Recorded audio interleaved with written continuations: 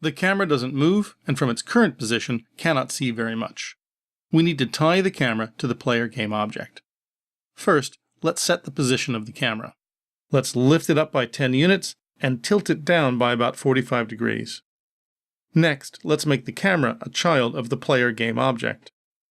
This is a typical third-person setup. With the camera as a child of the player, when we move the player's position, the camera moves with it. When the player rotates, the camera rotates as well.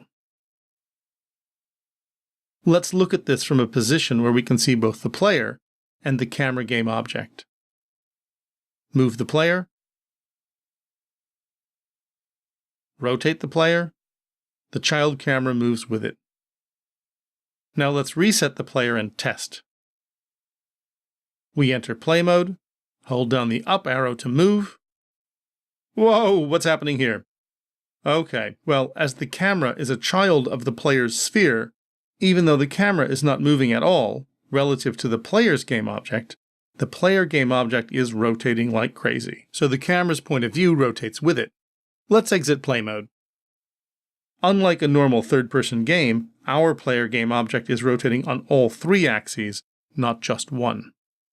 In a typical third-person setup, the camera, as a child of the player game object, will always be in a position relative to its immediate parent. And this position will be the parent's position in the game, modified or offset by any values in the child's transform. We can't have the camera as a child of the player, so let's detach it. Our offset value will be the difference between the player game object and the camera. Now we need to associate the camera with the player game object, not as a child, but with a script. Using the Add Component button, choose New Script.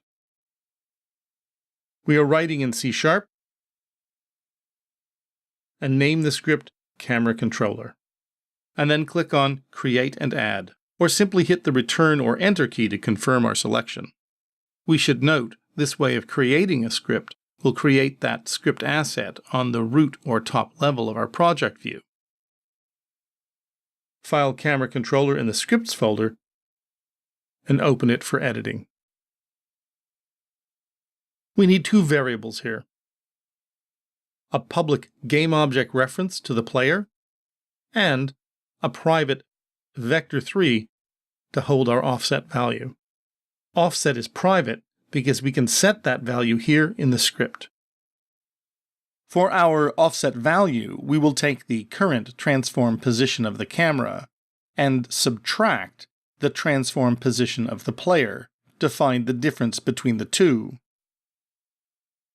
So in start, we can make offset equal to our transform position minus the player's transform position. And then every frame, we set our transform position to our player's transform position plus the offset. This means, as we move our player with the controls on the keyboard, that each frame, before displaying what the camera can see, the camera is moved into a new position aligned with the player object, just as if it were a child of that object if it were not rolling around the game board. However, Update is not the best place for this code. It is true that Update runs every frame, and in Update, each frame we can track the position of the player's game object and set the position of the camera. However, for follow cameras, procedural animation, and gathering last known states, it's best to use Late Update. Late Update runs every frame, just like Update, but it is guaranteed to run after all items have been processed in Update. So, when we set the position of the camera, we know absolutely that the player has moved for that frame. So let's test this. Let's save our script and return to Unity.